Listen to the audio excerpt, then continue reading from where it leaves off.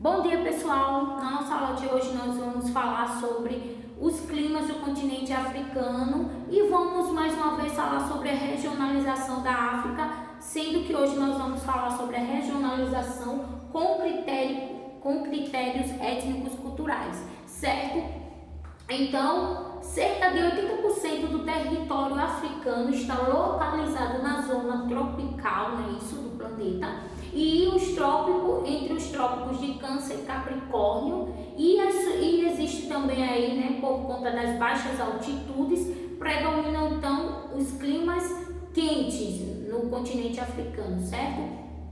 O clima tropical, eu trouxe aqui para vocês alguns dos climas da África, certo? Clima equatorial, tropical, clima mediterrâneo, clima desértico ou árido, ou clima árido ou desértico, assim conhecido, certo?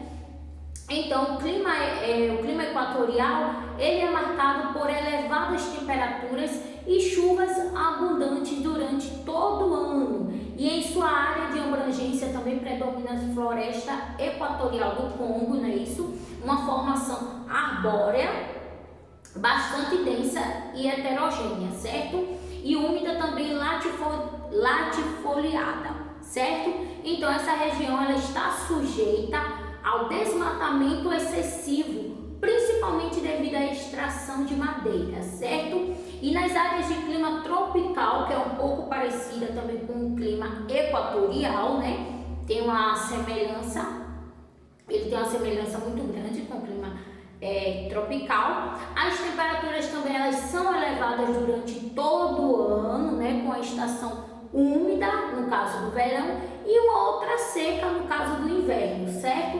E a sua vegetação, ela tem uma característica tropical, que é a savana.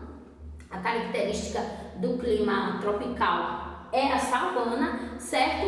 E nas savanas também existe uma rica fauna, certo? Composta de girafas, leões, rinocerontes e entre outros, certo? Já no clima mediterrâneo, que apresenta duas estações também bem definidas, uma seca no verão e uma chuvosa no inverno, certo? E o clima mediterrâneo também abrange o Marrocos, isso, a Argélia, a Tunísia, onde também são cultivados aí oliveiras, frutas, videiras, cereais, extratos arbustivos, certo? E entre outros também, certo? Nós também podemos falar sobre o clima árido ou desértico também, certo? Que apresenta também duas características essenciais, que é a escassez de chuva, isso? E também existem os dias quentes, que em virtude da intensa radiação solar, e as noites são frias. Então eles possuem os dias quentes em virtude da radiação solar e também as noites frias, pois falta umidade no ar. E a sua vegetação aí, das regiões, elas são áridas, e compostas de xerófitas, ou seja, as plantas que se adaptam, que possuem formas adaptadas à falta de água, certo? E a fauna também é diversificada com camelos, serpentes, camaleões e escorpiões. Já nesse clima semidesértico ou semiárido, apresenta então menos escassez de chuva, ou seja, esse clima ele está presente no sul do Saara. E a vegetação predominante também nessa região é a de estepe, formada por ervas baixas e gramíneas, certo? Então eu falei um pouco aqui sobre os climas da África, certo?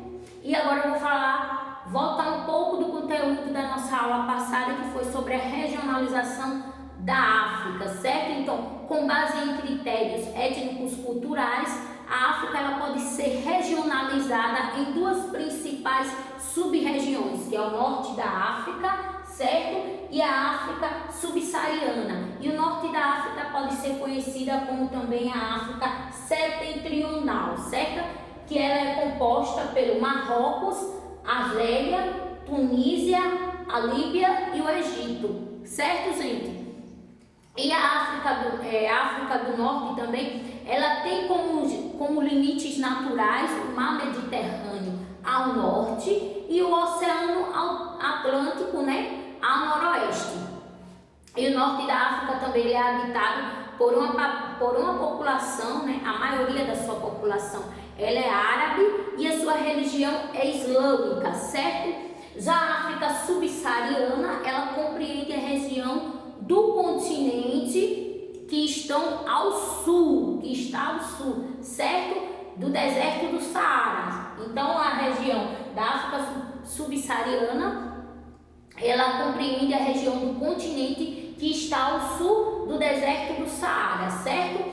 E existe também aí a maioria da sua população, né, de habitantes, ela é negra e de religião animista, ou seja, abrange a crença de que não há separação entre o mundo espiritual e o mundo físico, ou seja, que existe almas ou espíritos também, né? Existe um mundo espiritual aí, não só dos seres humanos, como também existe dos animais, certo?